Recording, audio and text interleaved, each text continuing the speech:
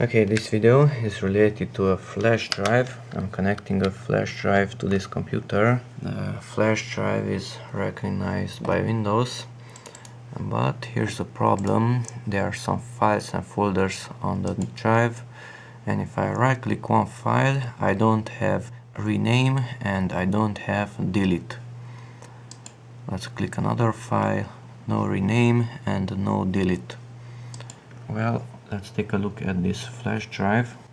So this flash drive has nothing on this side, but if we turn it around, there's a switch.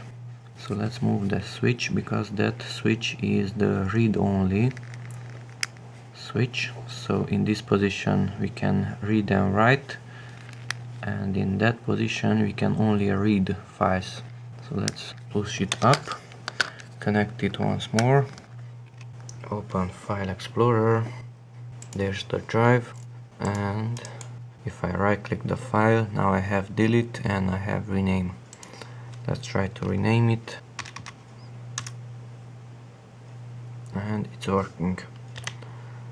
Let's try to delete it, and delete is working also. Okay, that's it. Thanks for watching. Bye bye.